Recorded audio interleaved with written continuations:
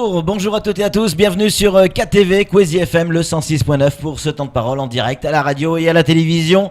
Le conseil départemental a reçu évidemment la ministre, elle a passé beaucoup de temps au conseil départemental, on l'avait un petit peu évoqué, un petit peu en avance sur cette volonté de ce gouvernement de rattraper une partie du retard avec notamment ces 120 millions. Pour en parler avec nous, pas des moindres, Issa Abdou. Issa, bonjour. Bonjour Patrick Milan, bonjour Flo. Merci d'être avec nous et d'avoir accepté notre invitation. Est-ce que globalement le conseil départemental est satisfait de la visite de cette ministre ? On peut toujours mieux faire. Oui. Je pense que l'idée même qu'elle soit restée 4 jours sur le territoire est une marque de reconnaissance au fond et de respect pour ce territoire. C'est quelque chose qu'il faut saluer objectivement. Oui. Je ne suis pas perché, je ne suis pas en marche non plus, je vous rassure tout de suite. Mais c'est quelque chose de factuel, c'est objectif, il faut le saluer. C'est vrai qu'il y a eu... Elle est bien passée auprès de la population et des élus. Oui. Voilà, avenante, gentille, voilà. Elle est bien passée. Après, on dira tout ce qu'on veut, mais c'est quelque chose dans la forme qu'il faut saluer, évidemment. On espère qu'il y aura d'autres ministres qui prendront le temps de venir sur ce territoire, de rester, de découvrir des choses. Mais ça ne fait pas tout, ça. Ça ne fait pas tout, c'est vrai. En disant ça, c'est peut-être un peu oublié. Rapidement, les 120 millions que le médico-social a obtenu, qui est une très bonne nouvelle, qui était attendue depuis 2006, année du transfert de cette compétence. Et nous savourons cela parce que c'est une très très bonne nouvelle. Alors, mauvais esprit, vous en faites partie, vont vous expliquer. Je vous ai entendu ce matin lorsque vous disiez, bah oui, mais je suis un peu plus nuancé que ça. La vérité est que c'était une compensation. C'est vrai, c'est un dû. Mais enfin, pourquoi on ne l'a pas eu depuis 2006 ? Vous voyez ce que je veux dire ? Nous, on a fait un travail de méthode. Je ne dis pas que les autres n'avaient pas de méthode, mais enfin, la nôtre a marché. Nous avons saisi l'IGAS, vous vous souvenez, lorsque nous sommes arrivés en 2015, avec 3 objectifs. Voir clair sur la situation dont nous héritons, organiser les services, c'est ainsi que la DG Enfance et Famille a été mise en place, entraînant par voie de conséquence toute l'organisation du département. Et puis enfin, mesurer avec exactitude combien il nous faut en termes de compensation, à la fois pour l'aide sociale à l'enfance que nous avons obtenue avec Erika Barrett l'année dernière, et à la fois pour les PMI. Et l'IGAS avait estimé 120 millions de compensation. Nous avons 120 millions de compensation. Donc il fallait la chercher. À Mayotte, c'est certain, mais ça ne reste qu'une compensation. Ça veut dire on vous rembourse l'argent que vous avez déjà dépensé. Donc en quoi ces 120 millions vont permettre d'améliorer le sort des PMI ? Parce que cet argent a déjà été dépensé. Oui, enfin...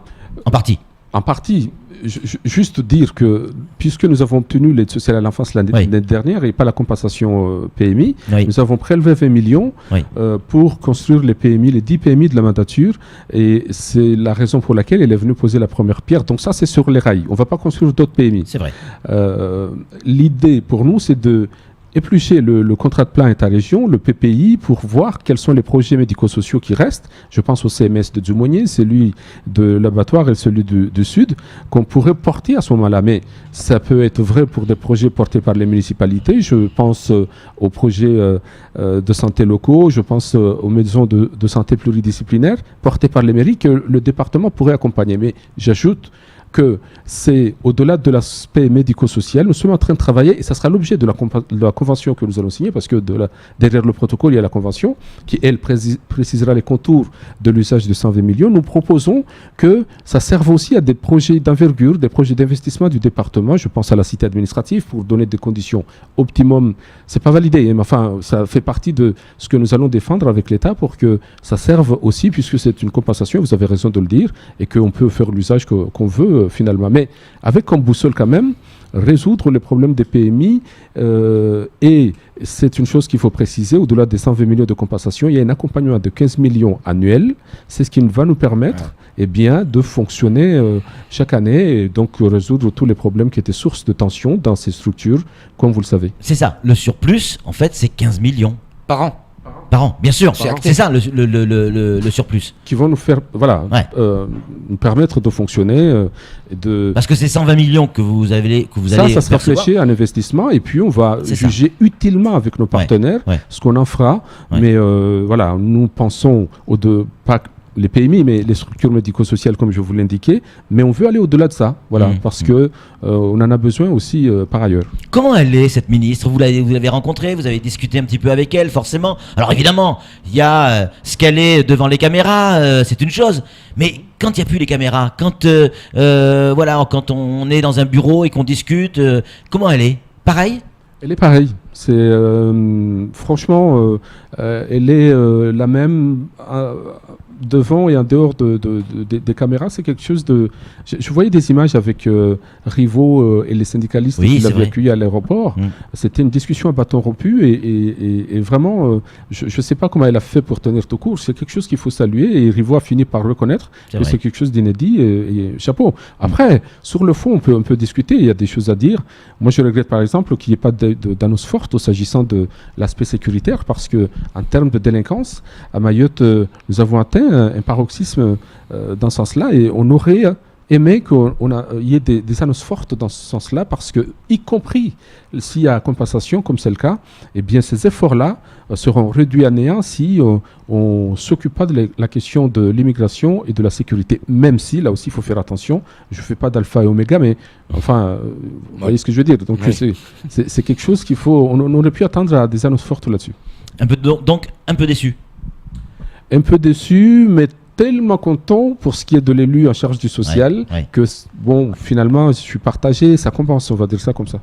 Est-ce que, les prochaines étapes, c'est ce qu'on a posé tout à l'heure comme question au syndicat de police, les prochaines étapes pour le conseil départemental et les relations avec ce gouvernement, pas forcément sur de la politique politicienne, sur des actes et des actions, ce dont les Mahorais ont besoin, de l'acte. Ça va être quoi les prochaines étapes? Eh bien, les assises, déjà, elle est venue nous vendre ça on ne l'a pas dit, mais elle est venue aussi vendre les assises Outre-mer qui démarreront en fin du mois. Et donc, nous avons une volonté forte. Le président du conseil départemental a expliqué que le toilettage institutionnel pour que le département de Mayotte ait tous les outils nécessaires pour être un vrai département et en même temps être une vraie région avec tout ce qu'il faut, avec les financements qui vont avec. C'est quelque chose qui nous tient beaucoup à cœur. Et puis, au-delà de ça, il y a des projets colossaux qui nous tiennent à cœur, je pense, au 3e pôle. Vers le sud, mais c'est valable aussi pour des projets d'envergure comme la piste longue, mais je pense au contournement de Mamoudzou ou à des projets de cette nature-là, où la liaison entre la petite et la grande terre, que nous comptons mettre dans la génération des fonds européens 2020-2026. Flo, une réaction? Ouais, justement, sur cette visite ministérielle, effectivement, pour le côté environnemental ou social, de belles victoires remportées, et ok, on s'en félicite. Le fait que l'aspect sécuritaire et immigration fasse partie des assises à venir, est-ce qu'on n'a pas quand même l'impression que, vu de Paris, les priorités sont un peu différentes? C'est un peu vrai, et je pense, en tout cas j'espère, que cette visite longue qui lui a permis de toucher de manière kinesthésique la situation de l'île, l'a ouvert les yeux pour qu'elle reconsidère son jugement et considérer, parce que c'est ça la vérité et qu'on a un gros problème de sécurité sur ce territoire. C'est la base de tout, parce que sans sécurité, il n'y a pas de paix, et sans sécurité, c'est la porte ouverte à tout, y compris à dégrader et à tous les efforts que nous faisons par ailleurs. Issa Abdou, sur le plan politique et les rapports avec ce gouvernement, et notamment la ministre de l'Outre-mer, on a affaire quand même à Annick Girardin. C'est qui Annick Girardin? Une élue de Saint-Pierre-et-Miquelon qui a fait le choix d'arrêter la départementalisation de son département. Elle arrive effectivement à Mayotte. Est-ce que cette dame qui a dit non à la départementalisation de Saint-Pierre-et-Miquelon, en tout cas la marche arrière, est-ce que ça c'est quelque chose qui peut être inquiétant pour Mayotte ou pas? Pas du tout, parce que la vérité est que les Mahorais y tiennent et ils ont raison. Il faut respecter ça. Je pense que la ministre qui viendrait nous vous expliquer comment on pense à Saint-Pierre-et-Miquelon ou à Paris, je pense que ce serait un tort. Et je pense qu'elle l'a bien compris. Et lorsque le président du conseil départemental l'a saisi là-dessus, je pense qu'elle était sensible. Au fond, les assises servent à ça, de ce que j'ai compris.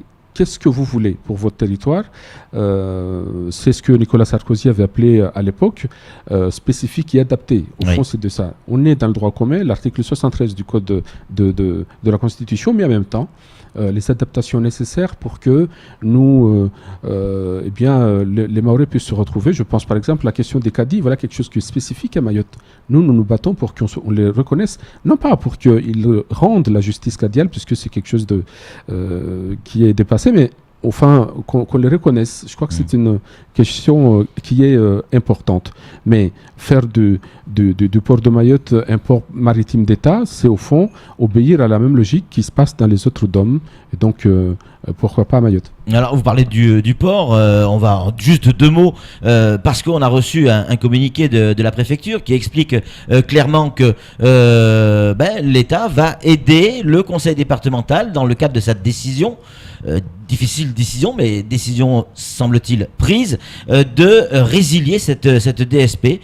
Savoir que l'État est derrière le conseil départemental, ça vous rassure sur ce type de décision? Oui, parce que j'ai toujours pensé... Même si je suis d'accord, c'est pas vous. On recevra Fatima Soufou bientôt pour en parler, mais vous, en tant que conseiller départemental? Je pense que c'est toujours utile, et c'est un peu le sens de notre démarche, c'est avoir ce partenariat avec l'État, j'allais dire d'une manière intelligente. Ça ne veut pas dire qu'il faut dire oui à tout, mais arriver à se parler. C'est comme ça qu'on a eu la compensation, parce qu'on n'est pas venu en disant on ne veut pas du préfet, etc., et que ça va être la guerre entre nous. C'est pas comme ça qu'il faut faire. En tout cas, la méthode, pour ce qui nous concerne, a porté ses fruits, et on va la continuer, parce que c'est comme ça qu'on avance sur ce territoire. On a besoin de tout le monde, vous savez. Oui, on a besoin de tout le monde. Après, voilà, si effectivement le port, si la DSP est cassée, il y aura Idanel en moins. Tout le monde sauf Idanel, apparemment. En tout cas, si ça devrait permettre aux Mahorais de retrouver une sérénité et à l'économie de respirer, ce serait une bonne nouvelle. Et au fond, c'est ça le plus important, pas autre chose. En conclusion, Issa Abdou, les VO, c'est pas terminé. Il y en a d'autres en prévision. On parle dans les couloirs de la ministre de la Santé. On parle de Nicolas Hulot qui pourrait venir courant octobre. On a le sentiment que ça y est, Mayotte est sous les feux des projecteurs parisiens, comme si il y a quelque chose qui allait se déclencher. On ne sait pas encore quoi, on ne sait pas encore quand, mais il y a quelque chose qu'on pressent. On se trompe? Vous avez sans doute raison. Moi, j'étais l'oreille active attentive que j'ai pu avoir lorsque j'ai dû aller défendre la compensation PMI, par exemple. Moi, m'a réjoui, mais vraiment à plus d'un titre. On était bienvenue. Voilà, c'est quelque chose qui était nouveau, et on vous attendait. Et c'est vrai que c'était il y a longtemps qu'on aurait dû vous accompagner, faire la compensation, et c'est vrai que il y a quelque chose de nouveau, et c'est à mieux. Je pense qu'on en a besoin, et c'est comme ça qu'on fera avancer les choses. Issa Abdou, merci beaucoup d'être venu sur ce plateau. Merci à vous. C'est une petite rose qu'on voit accrochée à votre veston? Oui, mais il faut y voir un signe politique? Je suis pas socialiste pour autant, si c'est ça votre question. Merci en tout cas, Issa, d'être venu sur ce plateau. C'est tout pour ce temps de parole. Tout de suite, la suite de nos programmes.